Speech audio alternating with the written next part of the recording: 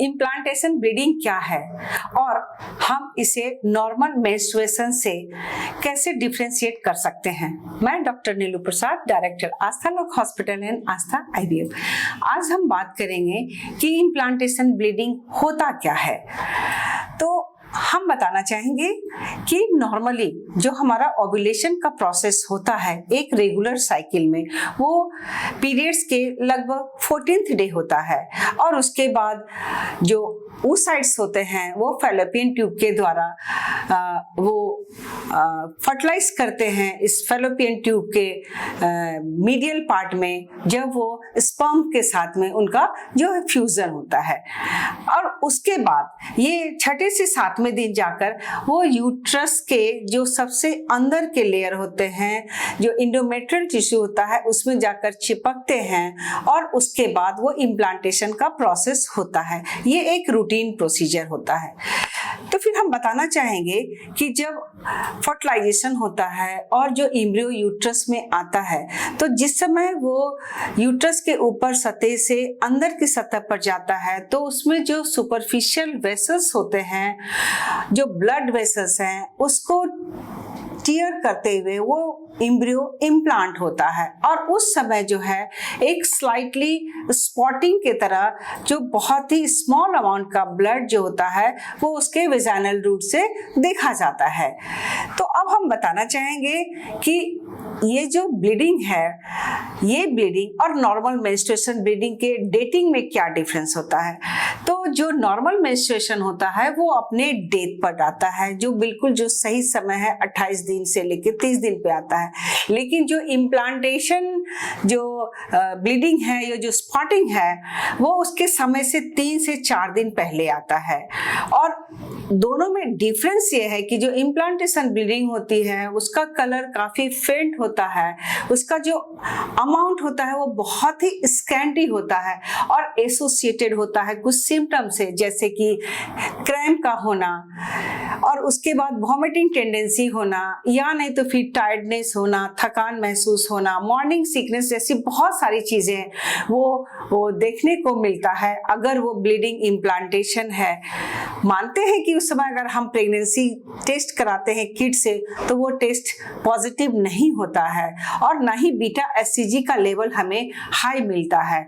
लेकिन यही चीज जब पीरियड पूरी तरह मिस्ड हो जाता है, जो टाइम उसका पार हो जाता है, उसमें हमें प्रोजेस्टेरोन का लेवल या बीटा एचसीजी का लेवल या उसके हमारे जो प्रेगनेंसी के जो और भी लक्षण हैं वो बिल्कुल ही साफ साफ पता चलता है।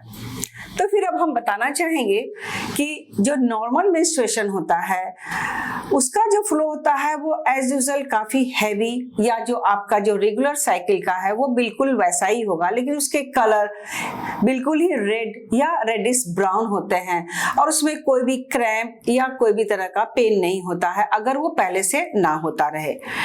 तो जिस समय हम उसका जो बीटा एचसीजी कराते हैं इम्प्लांटेशन के टाइम में, वो बिल्कुल उसका रेंज नॉर्मल रहता है, लेकिन 3 से 4 दिन के बाद उसका जो रेगुलर साइड का जो पीरियड है वो मिस्ड पीरियड का डेट आता है और उस समय जब हम टेस्ट कराते हैं तो प्रेगनेंसी किट में भी टेस्ट पॉजिटिव आता है और बीटा एचसीजी का लेवल उस समय कराते हैं। उसके बाद वो हर 24 आवर्स में उसकी जो मात्रा है वो डबल होती चली जाती है।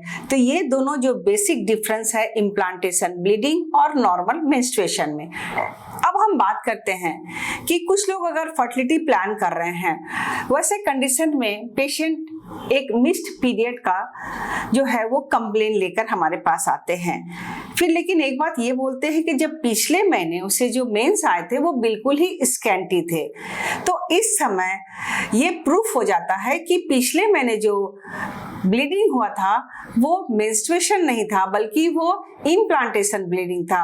और आज के दिन में जब पीरियड मिस होता है तो उसकी जो प्रेगनेंसी की जो एज होती है जेस्टेशनल वो 8 सप्ताह हो जाती है और इसके बाद अकॉर्डिंगली पेशेंट वो अपना प्लान कर सकते हैं। अगर प्रेगनेंसी कंटिन्यू करते हैं तो गुड न्यूज है, और अदरवाइज प्लान करते हैं तो इनके लिए ये समय वो 8 वीक का हो जाता है।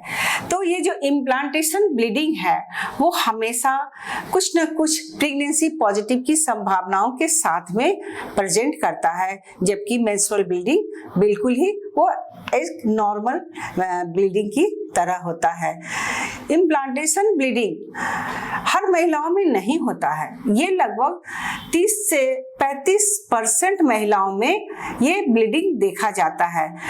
जो इतनी सारे जो प्रेगनेंसी पॉजिटिव होती है, जो इम्प्लांटेशन का प्रोसेस होता है, हर कंडीशन में जो ब्लड वेसल्स के टॉर्न होने की पॉसिबिलिटी या इम्प्लांट के दौरान जो स्पॉटिंग होती है वो नहीं देखी जाती है। बिल्कुल 30 से 35% केसेस में ये इम्प्लांटेशन की जो है वो संभावना देखी जाती है।